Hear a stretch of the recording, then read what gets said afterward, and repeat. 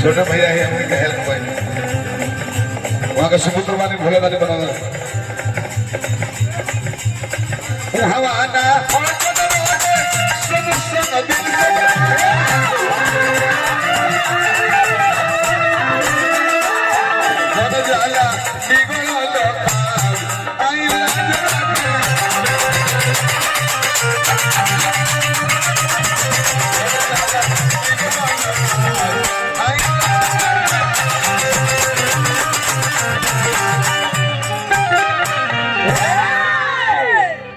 अरे मंच पर आ जाए एक लास्ट का मन कर छोटे भैया के सुपुत्र बने भैया होता है मछोदरी मंच पर आ जाए एक होना चुनाव जाला आज बड़ा ही सौभाग्य के बात बा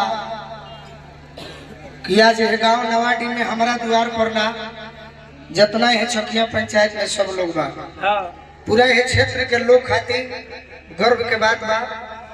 कि बड़ी दिन के बाद एगो सांस्कृतिक कार्यक्रम का आयोजन हमारा सहयोग से ना पूरा हमारा नवाडी गांव के सब गार्जियन के सहयोग से भइल बा। जन्मदिन एगो भतीजी के बाद लेकिन इतना लोग गरीब के द्वार पर आई बनी नाव धरम तो समय तो बहुत लाग जाए लेकिन फिर भी सिवान जिला से चल के समाज सेवी लालू जी के बड़ा प्रिय जीवन भैया आई बनी भाजपा में जुड़ल तो बानी लेकिन सामाजिक बरमेश्वर मुखिया जी से लेकर सब परिवार से जुड़ल शशिरंजन भैया आई बनी बक्सर शाहाबाद के साथ छोटे सिंह जी के सुपुत्र जयप्रकाश भैया से चाहब के मंच पर आई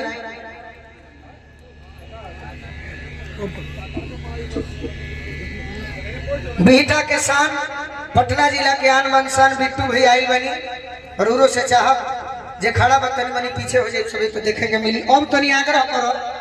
कि जौन कुर्सी लागल बा अगल बगल अब ये कुर्सी के तनी मनी पीछे कर दीजिए बिट्टू भैया तुम आ जाए मंच पर आज जे खड़ा बा ये भीड़ में जब खाली हुई गरीब के मसीहा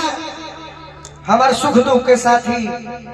बचपन से लेके आज तक माने वाला संदेश विधायक अरुण चाचा जी के सुपुत्र बड़ो भैया दीपू यादव जी आई बनी मंच पर आग्रह करब की आई बिट्टू भैया से आग्रह करब की आई मंच पर बहुत लोग के स्वागत हम कर चुकल बनी प्रभात सर जी बाकी बनी